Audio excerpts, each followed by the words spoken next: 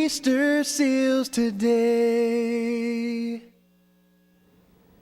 Hello and welcome to Easter Seals This Week. My name is Danny Carroll and I'm the President and CEO of Easter Seals West Kentucky. This show is the first of a series of programs we'll be bringing you over the next several months designed to reintroduce you to Easter Seals West Kentucky and the programs and services we have to offer. I'm honored to be your host for this show, and I'm also very pleased to announce that Commissioner Carol Galt will be our host for the remaining shows in the series. She is a great friend to Easter Seals and we're very excited to have her on board. Throughout the series, we'll focus on the various programs offered at Easter Seals, and you'll have the opportunity to meet some of our staff and to also meet some of the individuals that we serve. We have some very talented individuals, and we hope to bring some of them on the show to share those talents with you. Now, as we began to prepare for this series, we thought about how we wanted to open the series up, what topic we could cover that would best introduce Easter Seals and what we're all about. And as it worked out, the timing was perfect to bring you a show on the 54th Annual Telethon of Stars. Today we plan to take a walk down memory lane, talk about some of the history of the show with the telethon, and to talk about this year's telethon, announce some of the entertainment that we'll have, and maybe share some memorable stories from telethons of the past. To do this, I have two gentlemen. Couldn't ask for a better couple to help introduce the telethon this year and to talk about the past telethons. First, we have Mr. Charlie Katterjohn. Charlie has been in broadcasting since 1958. He worked for several radio stations, and also his first TV job was at WDXR-TV. He joined WPSD in 1972 as a commercial producer and news anchor. He retired from WPSD in 2003 after 31 years of service. Charlie's been around for a while. He worked as floor manager for the Telethon of Stars from 1972 to 2000. He became an assistant producer in 2001. And he became the executive producer in 2002 when the telethon moved to the executive end. In 2007, he passed the torch to Mr. Bob Crossnoe. However, he remains as an associate producer and the talent director. Charlie, welcome. Glad you're here. And we also have Mr. Bob Crossnoe. He began working at WPSD-TV in 1977. He currently serves as a local regional sales manager at WPSD, and he is also a member of the Paducah Lions Club and a two-time past president of the Lions Club. He also served as a telethon chair, and he is a member of the Easter Seals Board of Directors, and he's also served as the board chair for the Easter Seals Board of Directors. And he is the current executive producer for the telethon. Gentlemen, welcome. Thank you. Thank you, Dave. Good to be here. I'm glad you guys could join us.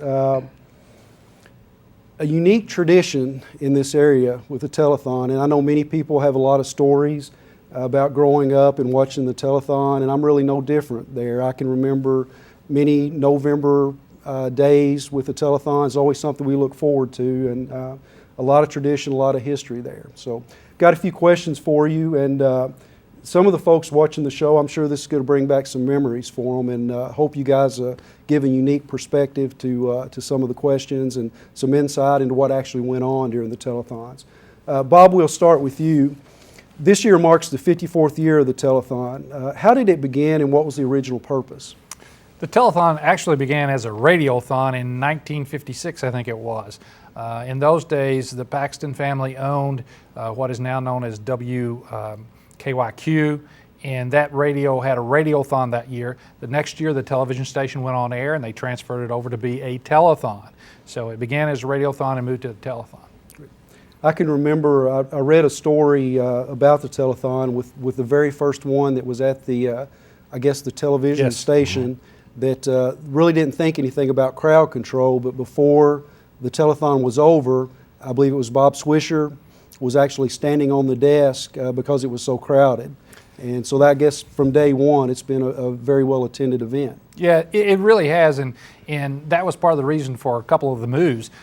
For those folks who's ever been out to the television station, the studio's not that large.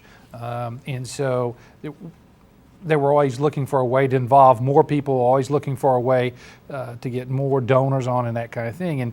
And with the studio being as small as it was, that was very, very difficult. And even my first telethon, it was in 1977, and I was working for the station at my first year there, and I couldn't believe how many people were crammed into that studio. Not only talent, but workers and Lions Club members, and then those just coming to see the telethon. So it was very tight quarters. Charlie, how was the headliners and the talent, how was that decided in the early days of the show, and how was the format for the program, how was that established? Well, in the early days, the very beginning, we used a lot of local talent, and there were connections, obviously, between the Paxtons and NBC at that time. So we actually got talent from NBC because of their influence, and they came to Paducah, as well as the local talent performing for the audience. So we had a lot of to draw from locally. And as the years passed, we had more connections to NBC as far as MCs go. A lot of notable MCs from NBC, including Michael Landon, Peter Marshall, a lot of people like that. Has the process pretty much remained the same over the years? Well, obviously, we still have the connection with NBC and getting Days of Our Lives stars. The problem now is there's not too many chances to get some of the big stars of the television series. So we primarily rely on a top-name country act to be one of our headliners, and we also have a number of local headliners as well as whoever we can get from the country people. And you have to remember, it's changed a little bit in another sense also, and that is back in the 50s and early 60s, there wasn't a lot of venues for the people to see these type stars. There wasn't a venue here in town or across the river over there where they could see country music acts or where they could see stars from NBC. So when we would bring those folks in, that would be their real opportunity to do that. Well, since that has changed, we've sort of had to change the type of talent we got to be more of an entertainment, more of that type of thing. And we still continue to try to continue getting people that the audience really likes, the soap stars. For some reason, the soap opera stars are so popular every year. So we try to continue those things. But the NBC stars, that we had in the past, we don't have those anymore. The Leonard Nimoys who were here and Fess Parkers and those kind of people. Don't get those anymore, but we've changed with the times to try to provide the best entertainment.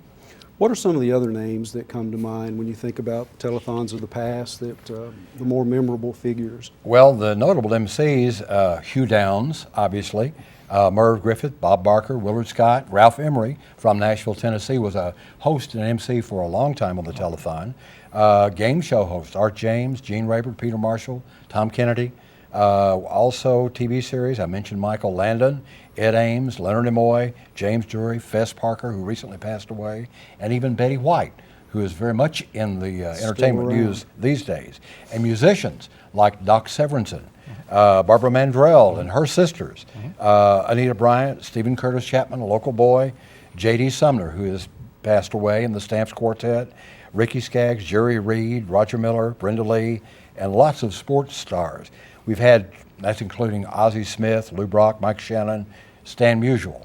And we've had 21 actors from NBC's Days of Our Lives. And the list goes on and on. In fact, people can go to the Telethon website, telethonofstars.org, O-R-G, and click on entertainers, and they can see the complete list year by year of who's been at the telethon. Yeah, as we said, just a great tradition and just a lot of good memories over the years. And from a perspective of what the telethon does for us, obviously we were very grateful for all those who participated over the years. Talk a little bit about the money that was raised in the early years. First few years, what would be normal for the telethon to bring? The first year that it was a telethon was 1957, and they raised $9,800. Wow. And that was a lot of money back then. That helped a lot. We reached a high of almost $700,000 one year, so that's changed a lot. But the money raised, the important thing that people, when something's close to you don't realize, the important thing is this telethon sends back over 80% of the dollars donated. So our costs are somewhere lower than 20%. And there's no other telethon, be it local or national, that can claim that. And there's only one reason for that, and that's the support of the Paxton Corporation, the Paxton family, and WPSD. A major cost is off-written by them by letting us use WPSD facility, WPSD airtime, and WPSD personnel. So that's the reason that so much of that money can go back to the centers that get the money each year. And it does cover the 4-state area. It does. And all the funds that do come in are distributed back to those states. And I think that's something that, I know we talk about that a lot during the telethon, but again, I think that is something that's very important to remember. And you know, it's really grown over the years as far as the amount of money coming in. And have you all seen any fluctuation over the years? Does the economy play a large role in that? Have you noticed? It plays a role. The good thing about being in Western Kentucky, in this area, in the Heartland area, is the generosity of the people keeps coming year after year. I don't really remember when it began, but when we started with the corporations and started corporate partners, these corporations that have payroll deduction, when we started that was a big change, because in years before that we had individual donations, which we still need desperately every year. We had churches and Sunday school classes and those type things. But when the everyday worker was able to put so much aside out of their paycheck with payroll deductions, that's really when we made the large gains that we made. And we need those every year. So the generosity of the people and the backing of the corporate partners is what really has sustained the telethon in the fundraising efforts. Great, great. I think we have a few photographs that we're going to run through that maybe bring back some memories for some folks. It actually shows some photographs of telethons in the past, and I think we can roll that now.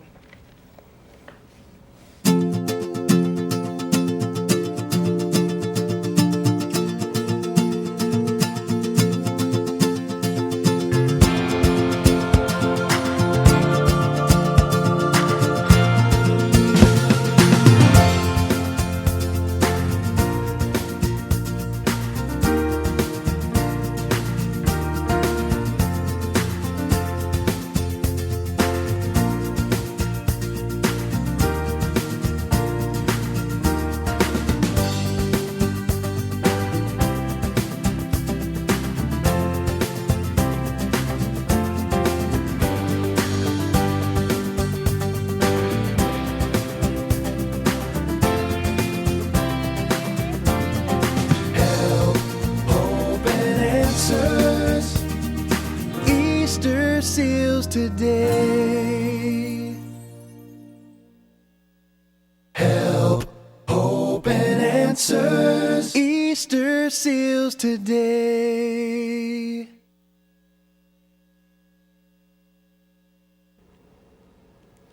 We're pleased to have on the set with us now Mr. John Johnson, who is the current chair for the Lions Club Telethon of Stars with the Paducah Lions Club.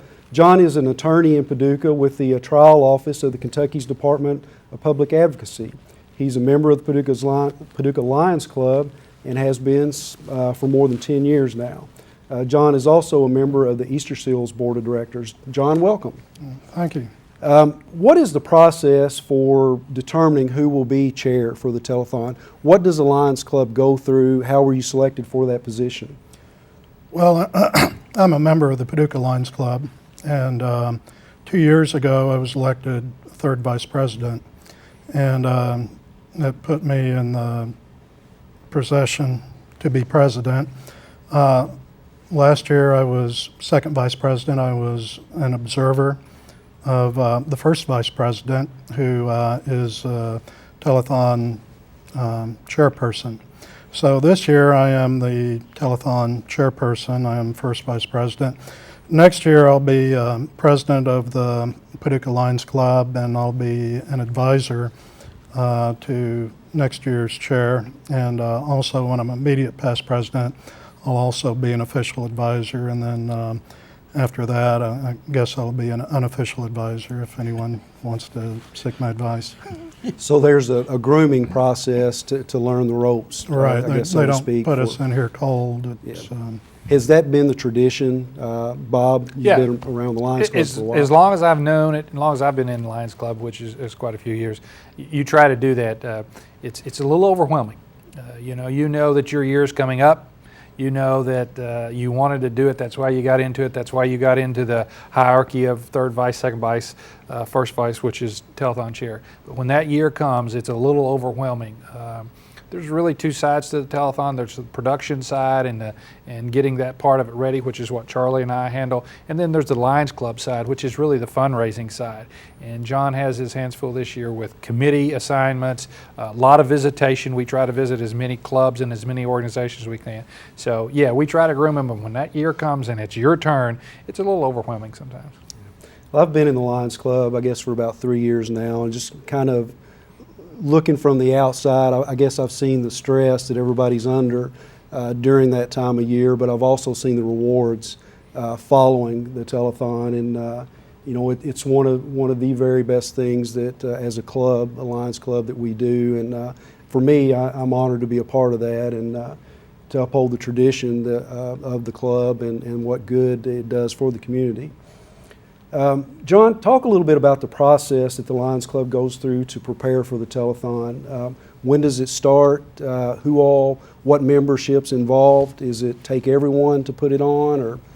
Well, like Bob just said, there are two fronts. There's a fundraising front and a production. And on fundraising, our Lions Club is part of District 43K, and that's a region that covers Henderson, Madisonville, Hopkinsville, and everything west.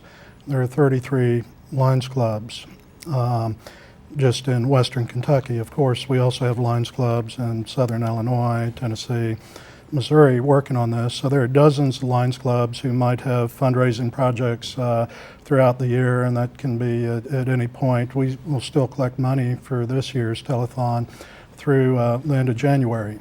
So there will be some fundraising projects actually after the telethon that will be contributed to this year's telethon. On production, the Paducah Lions Club co-sponsors this with WPSD, Local Channel 6. We have 25 committees inside Lions Club.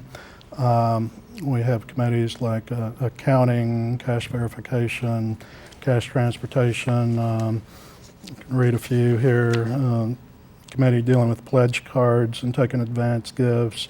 Committee who deals with area clubs and their involvement, area churches, a merchandise room the night of the telethon, an autograph room that day, building security, communications, accommodations and travel, events, audience and youth participation, a control center, volunteer coordination, corporate partners reception committee, a food room, facility preparation, signs, TV sets, publicity, a check-in room where people come in and they want to contribute, and we designate what state the contributions are coming in from so that the contributions will go back out there. Green room, bullpen, special events, transportation, talent and production, which these two gentlemen do. So we have a lot of committees, really about 2 months, 2.5 months before the telethon. We start having special telethon committee meetings, and we meet several times between now and the telethon. Some of these committees run like clockwork, and some have issues that we have to deal with, so we kind of polish it and work on the telethon. So I guess that over way. the years, just a lot of practice and things for the most part fall into place. and sometimes, and sometimes there's a lot of new surprises. On the committee part of it, it's just like on the chair part of it. Each committee has a chairman and a co-chairman, and the thought behind it is the chairman should have a co-chairman to work to move up to that position if they should ever leave or whatever. Absolutely. So, there's people that's been on building and control for years and years. Control center, those type of committees. It's been there for years and years that can move up if someone should need to leave or for whatever reason. So the longevity of it really really helps John in trying to deal with it there's so many things he has to handle and so many things he has to do that the experience of these committees really help. Great. Let's move on to this year's telethon. What are the dates, John? What dates have we set for the telethon for this year? It's November 13th and 14th. That's Saturday and Sunday in November. And that will be at the Carson Center again. In downtown Paducah. We'd like people to know, a lot of people think that you need to buy tickets to go to the Carson Center, and the telethon is free. We have plenty of space. It's a first-class facility. But there are a lot of people who don't know that they can go down there and see these acts. So we would encourage a lot of people to drop by at some point Saturday night up through noon Sunday or anytime Sunday morning. I know that has been an issue. I've had several folks come up to me, well, what does it cost? And so that is absolutely something we need to stress and invite everyone to come out this year. We have some great talent and just a great time. Speaking of talent, let's move on to that. Charlie, what are we looking at this year for talent? We've got a tremendous lineup this year for talent. Just to backstep just a little bit, the selection of the talent actually begins immediately after the conclusion of the previous telethon. So, and the reason for that is we need to lay out a plan of action to talk to some of the agents of the talent so that they can make room for the telethon on their schedule. Obviously, if you talk to them too early, then they don't know what their schedule is going to be, and then if you wait too long, they're already scheduled. And the fall is a time of the year when a lot of the big name talents actually go on the road. And obviously they also have a lot of expense involved, so they have to get a lot of money for their talent because they have lighting crews and sound crews that they pay normally for concerts. And the telethon is over 2 days, so that actually is 2 days that they are here without being able to have another engagement. So moving for this year now, we have contacted I think we have some photographs Yep, we do. as we go through this, and maybe you can narrate. We'll a do little that. bit. And this year, at the 50th telethon, well, first of all, let's start with Terry Mike Jeffrey. Terry Mike is obviously a local performer. Terry Mike is a graduate of Reedland High School, and he and his wife, Debbie, they have a band, and they travel all over the country, all over the world, in fact. And Terry could not be with us last year, but he is with us this year, and you'll always enjoy Terry Mike's music. We also have Eric Horner, who is also a local entertainer. Eric has been with Lee Greenwood. He was the band director for Lee Greenwood for a number of years. Also was with a group that appeared on the telethon, The Girls Next Door, several years ago. And Eric brings a lot of great gospel sounds to the telethon. And we also have another local gentleman, Mr. Reggie LaFay, actually lives in Louisville, Kentucky. He is a renowned saxophonist, and he actually can play two at one time. I want to see him do that, Bob. Well, he can. He can. And like I say, he's great too. Last year, this gentleman was on the telethon in the gospel section, and he's returning as a headliner this year. That's Nathan Herron. He is actually an Illinois resident. He now lives in Nashville, Tennessee, and he is a great gospel singer, and I'm sure you're going to really enjoy Nathan. Returning this year for his second performance at the telethon, Diamond Dave Somerville. He is the original lead singer for the Diamonds. You remember Little Darling? Yeah. Well, I can't do that. But anyway, you can't. but he's bringing two of Tommy Rowe, who was also a big pop star back in the 60s and 50s. Two of his sons are actually going to be in that band. So and he'll bring a great show to the telethon this year. Joining him will be from Days of Our Lives, Mark Hapka, and he plays Dr. Nathan Horton on Days of Our Lives, the NBC show that you see every day at 1 o'clock. Also, here is Shelley Hennig, Hennig. She plays Stephanie Johnson. She's also on Days of Our Lives and is playing opposite Mark right now. Also on the telethon is Neil E. Boyd. He was the 2008 winner of America's Got Talent, an excellent singer. He will be singing also with the Paducah Children's Choir. Joining him will be Kevin Skinner from Mayfield, Kentucky, or Dublin, Kentucky, and he was also a winner of America's Got Talent, and that was last year, 2009, and he will be with us as well. And finally, our final headliner will be Mr. Steve Warner. I didn't see a picture of him there. But anyway, Steve Warner is returning.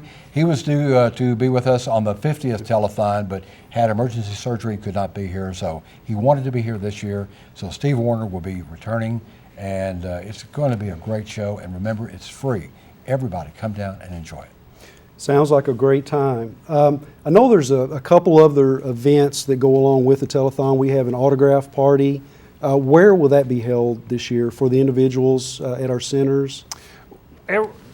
Years ago, the telethon had a children's segment that was on, and that was very difficult on the centers, but this is about the children and adults that each center serves. And so we've sort of grown into what is called the Children's Autograph Party. And it's really not just children, it's for anyone that any of the centers serve. The centers take care of it getting that. We've had it at several locations. This year we're going back to the convention center at Paducah. We can serve more people there. That will be the afternoon, Saturday afternoon. And that's really a time where the telethon stars, the talent, can see who exactly the telethon is going for. It's a great time. They get out there. There's some local entertainment that goes on between, but Steve Warner and Neil and Kevin will be able to interact with the clients served by each of the centers. They get so excited when they get out there, and they get to get their picture taken with the stars. They get to have the autographs. And it's one of the great times, and it's one of the times that they get to really see what this telethon is about. So that's Saturday afternoon, and that will be at the Paducah Convention Center. And there will also be a actual meet and greet, signing autographs during the telethon in the lobby of the Carson Center, both Saturday night and also Sunday morning of all the headliners. So people, and there will be a schedule in the program, in the actual autograph book. So you'll know when to be there to get the autographs. Right, and it also indicates the format of the show, when your entertainers will be at what time. Correct. So this thing has everything in it that you would want to know about the telethon. Again, we want to invite everyone to come out to the telethon. We hope you've enjoyed this show, taking a little walk down memory lane with telethons of the past, and getting prepared for November's telethon. As President and CEO of Easter Seals West Kentucky, I cannot thank this community enough for the support that you've shown us throughout the year. We hope that you will join us in the upcoming programs in the months to come. I know Commissioner Galt is excited about being here. We have a lot of information to share. When I came on board with Easter Seals, I didn't realize all the programs that we had to offer there. So I learned quite a bit in my first few months, and I hope we have the opportunity to share that information with you and to really give you an in-depth view of what we're all about and what your donations go for. A lot of great things going on there, and just some great individuals that we're able to help through your support. So we are very grateful for that, and we do want to invite you out. Again, no cost whatsoever. Come out, have a good time, bring your friends, enjoy some great music, get your autographs, and you're helping out a great cause. I know our individuals, children and adults, really appreciate everything that you do, so please come out and join us. Thank you for joining us, and we look forward to seeing you again on Easter Seals this week.